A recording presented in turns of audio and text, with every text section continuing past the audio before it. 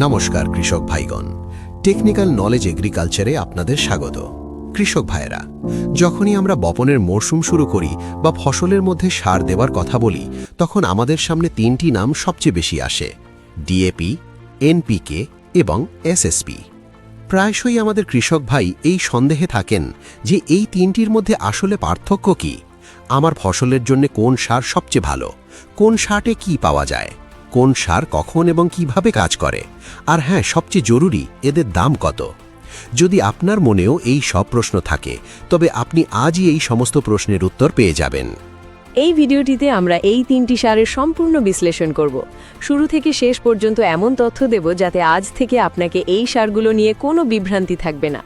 আমি আপনাকে গ্যারান্টি দিচ্ছি, এটি 10 থেকে 15 মিনিট ভিডিওতে আপনি এই তিন সার সম্বন্ধে যা জানবেন, যা আগে আপনি কখনো শোনেন। কৃষক ভাইয়েরা, ডিএপি বা এনপিকের কথা বলার আগে আমাদের 3 মিনিট সময় দিয়ে বুঝতে হবে যে কোনো উদ্ভিদের সবচেয়ে বেশি কোন কোন সারের প্রয়োজন হয়। এদের আমরা বলি প্রধান পুষ্টি উপাদান: এন, পি এবং কে।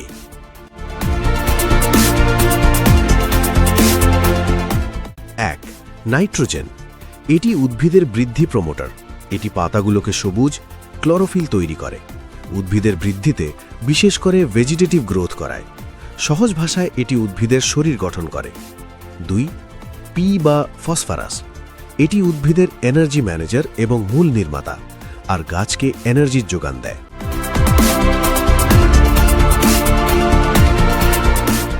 3. পটাশিয়াম বা পটাশ। এটি উদ্ভিদের নিরাপত্তা গার্ড এবং কোয়ালিটি ম্যানেজার। এটি উদ্ভিদকে রোগের বিরুদ্ধে লড়াই করার শক্তি দেয়, শুষ্ককাল এবং ঠান্ডা থেকে রক্ষা করে। এটি দানাগুলোকে ঝকঝকে, ওজনদার এবং ফলগুলোকে মিষ্টি করে। শুধুমাত্র এই তিনটি বিষয় মনে রাখবেন: এন, নাইট্রোজেন, গ্রোথ; পি, শেকড় ও এনার্জি; কে, পটাশ, শক্তি এবং কোয়ালিটি। এখন আপনি এনপিকে, ডিএপি বা এসএসপিকে এক নিমেষে বুঝে যাবেন। চলুন প্রথমে ভারতের সবচেয়ে জনপ্রিয় সার ডিএপির কথা বলি। ডিএপি কি? ডিএপির পূর্ণ নাম ডাই অ্যামোনিয়াম ফসফেট বা ড্যাপ, অর্থাৎ অ্যামোনিয়াম ফসফেট। এটি একটি দানাদার গ্র্যানুলার সার, যা সাধারণত গাঢ় বাদামি বা কালো রঙের হয়। ডিএপির কন্টেন্ট কি? গ্রেড 1846-0, এটি সবচেয়ে জরুরি। ডিএপির একটি স্ট্যান্ডার্ড গ্রেড আছে 1846-0। এর অর্থ এতে 18% এন বা নাইট্রোজেন আছে, 46% পি বা ফসফরাস অর্থাৎ P2O5 আকারে আছে এবং 0% কে বা পটাশ আছে। 3. ডিএপি কিভাবে কাজ করে? 18% নাইট্রোজেন, যা 18% নাইট্রোজেন অ্যামোনিয়াম NH4+ আকারে থাকে, এটি উদ্ভিদকে তৎক্ষণাৎ দেয় না, বরং ধীরে ধীরে দেয়। এটি উদ্ভিদকে শুরুর বৃদ্ধির স্টার্টার ডোজ দেয়, যাতে উদ্ভিদ তাড়াতাড়ি অঙ্কুরিত হয়ে বাইরে আসতে পারে।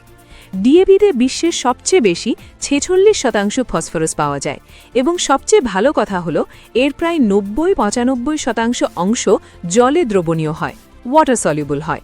এর অর্থ হলো আপনি যখন এটি মাটিতে দেন এবং সেচ করেন, এটি ফসফরাস মিলতে থাকে। আর আমরা যেমন বলেছিলাম, ফসফরাসের প্রধান কাজ শেকড়ের প্রচুর দ্রুত বৃদ্ধি। প্রথমে, ডিএপি কখন ব্যবহার করবেন? কারণ এর প্রধান কাজ মূলের বৃদ্ধি। তাই ডিএপি সর্বদা বোনানির সময় বা রোপণের আগে মাটিতে দিতে হবে। এটিকে বেসেল ডোজ বা মূল ডোজ বলা হয়। ওপর থেকে ছিটানো টপ ড্রেসিং বা চাপান হিসেবে নয়। 5. ডিএপি এর দাম। কৃষক ভাইয়েরা, দাম একটি খুবই সংবেদনশীল বিষয়। ডিএপি একটি সাবসিডি সার। সরকার এটির উপর বড় ছাড় দেয়, তাই এর দাম কম হয়। বর্তমানে 50 কেজির ডিএপি ব্যাগের সরকারি দাম প্রায় 1500 টাকা থেকে 2000 টাকা পর্যন্ত হতে পারে। তবে এই দাম সাবসিডির ভিত্তিতে কম বেশি হয়। সঠিক দাম জানার জন্য আপনার নিকটস্থ সমবায় সমিতি বা সার বিক্রেতার সাথে যোগাযোগ করুন। ডিএপি এর সারাংশ বা কন্টেন্ট: 18% নাইট্রোজেন, 46% ফসফরাস।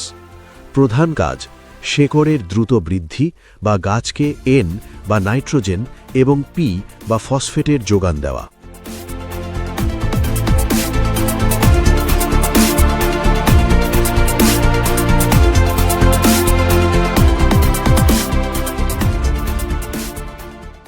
এখন আসি আমাদের দ্বিতীয় খেলোয়াড় এসএসপি এর কাছে। 2. এসএসপি এর কন্টেন্ট কি? গ্রেড 0-16-0। এর গ্রেড হল 0-16-0। এর মানে এতে 0% N নাইট্রোজেন আছে, 16% P ফসফরাস আছে এবং 0% K পটাশিয়াম আছে, এবং এর সঙ্গে সালফার, যেটি গাছের সেকেন্ডারি এলিমেন্ট হিসাবে খুব প্রয়োজন, এটি 11-12% হিসাবে, এবং আরেকটি হল ক্যালসিয়াম 21% হিসাবে থাকে। 3. এসএসপি এবং ডিএপি এর প্রধান পার্থক্য। আপনি পার্থক্য লক্ষ্য করেছেন? ডিএপি ছিল 18-4-6-0, এসএসপি হল 0-1-6-0। দুটিতেই ফসফরাস 46 আর 16% আছে, তবে ডিএপিতে 18% নাইট্রোজেন ফ্রি আছে, যেখানে এসএসপিতে নাইট্রোজেন একদম নেই।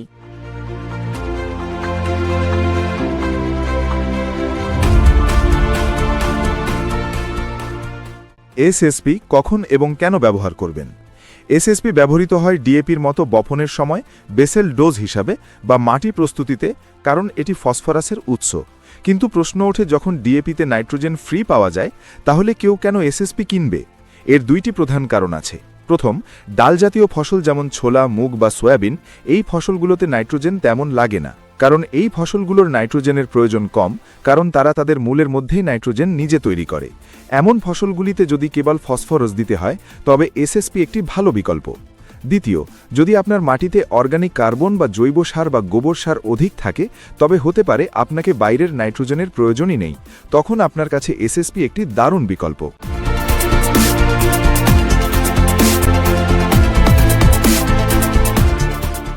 এসএসপির দাম। ভারতের মধ্যে এসএসপি এবং ডিএপির মধ্যে ডিএপির তুলনায় সিঙ্গল সুপার ফসফেটের অনেক কম দাম হয়। এটি ডিএপির থেকে অনেকটা সস্তা হয়। এর দামও প্রায় 500 থেকে 700 টাকা প্রতি ব্যাগের কাছাকাছি হতে পারে, তবে এটি বাজারের ওপর নির্ভর করে। এসএসপির সারাংশ: কন্টেন্ট 0% নাইট্রোজেন, 16% ফসফরাস। প্রধান কাজ কেবল মূলের বৃদ্ধি। কখন দেবেন? বপনে বা মাটি প্রস্তুতির সময়।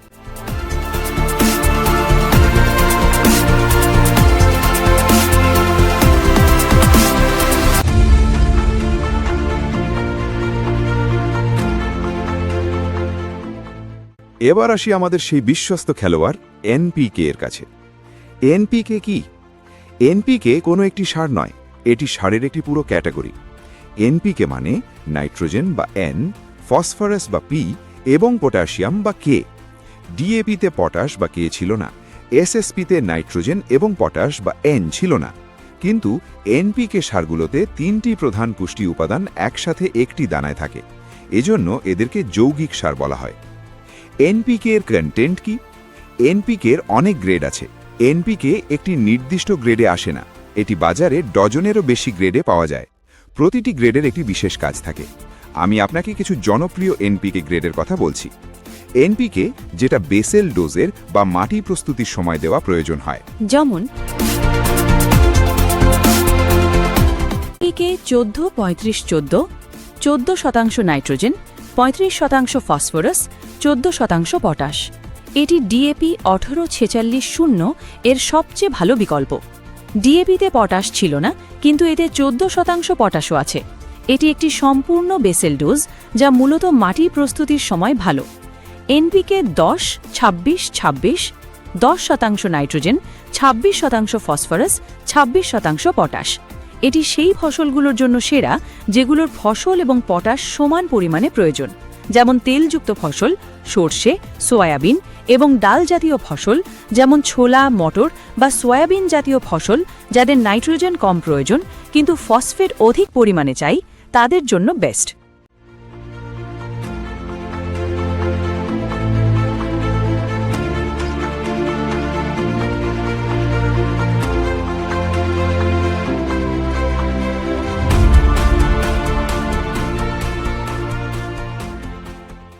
এনপিকে দ্রবণীয়, স্প্রে বা ড্রিপের জন্য। এই এনপিকেগুলো জলেতে শতভাগ দ্রবণীয় এবং এগুলো স্প্রে, ফোলিয়ার স্প্রে বা ড্রিপ ফার্টিগেশনে ব্যবহৃত হয়। 19-19-19, 20-20-20 অথবা 0-52-34 ব্যালেন্স ফার্টিলাইজার। এটি উদ্ভিদের সামগ্রিক বৃদ্ধি করে। NPK 0-52-34 phosphorus potash grade, 0% nitrogen, 52% phosphorus, 34% potash. এটি ফুল আসার ঠিক আগে ব্যবহার করা হয়। এতে থাকা উচ্চ ফসফরাস 52% সবচেয়ে বেশি ফুল আনে এবং পটাশ 34% সেই ফুলগুলোকে ফলে পরিণত করতে সাহায্য করে। এছাড়াও 13-0-45 বা 00-50 পটাশ গ্রেড, এদের মধ্যে পটাশের পরিমাণ সবচেয়ে বেশি থাকে। এটি ফল ধরা ও দানা গঠনের সময় ব্যবহার করা হয়। এটি দানাগুলোকে ওজনদার, ঝকঝকে, ফলগুলোকে মিষ্টি এবং সবজির গুণগত মান উন্নত করে।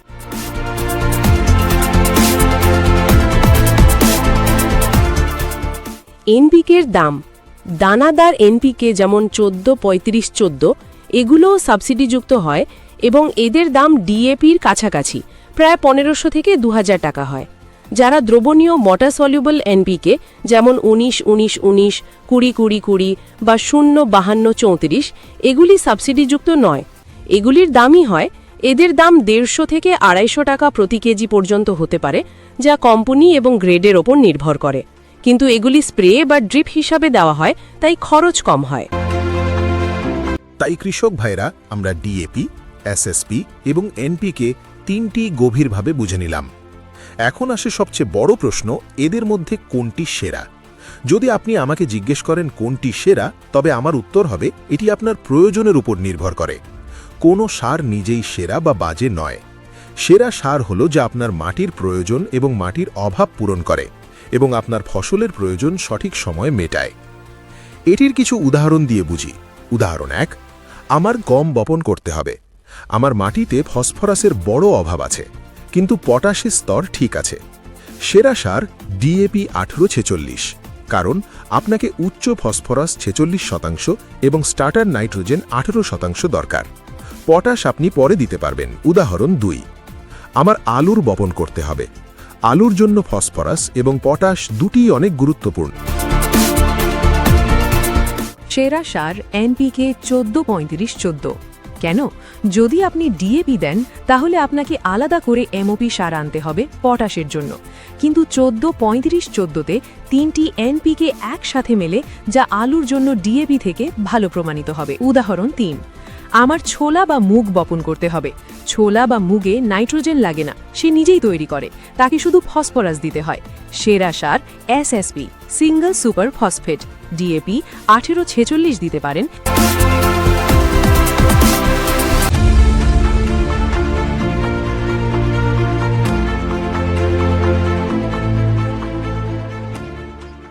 উদাহরণ 4, আমার ফসল ফুল আসছে কিন্তু ফল বাড়ছে।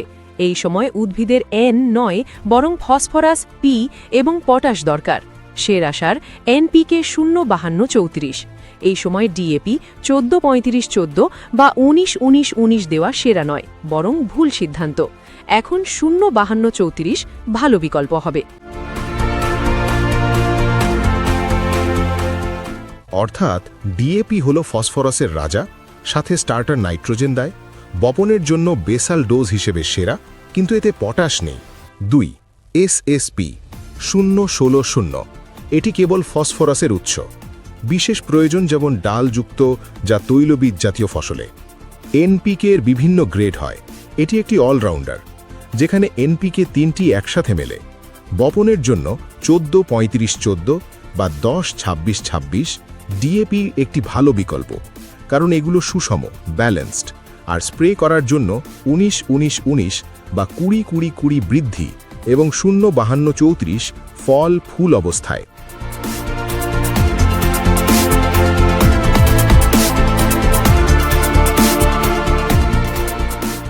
সেরা সার বাছাই করার সঠিক উপায়। সবচেয়ে সেরা সার হলো যা আপনার প্রতিবেশী ব্যবহার করছে, সেটা নয়। সবচেয়ে সেরা সার হলো যা আপনার মাটির চাহিদা, সয়েল টেস্ট রিপোর্ট বলছে। হ্যাঁ, স্মার্ট কৃষক হন। প্রতি 2-3 বছরে একবার মাটি পরীক্ষা করান। যদি আপনার মাটিতে ফসফরাসের ঘাটতি থাকে তাহলে আপনার জন্য ডিএপি সেরা, আর যদি রিপোর্ট বলে যে ফসফরাস, পি এবং পটাশিয়ামের দুটোরই অভাব আছে, তবে কেবল ডিএপি দেওয়া বোকামি হবে।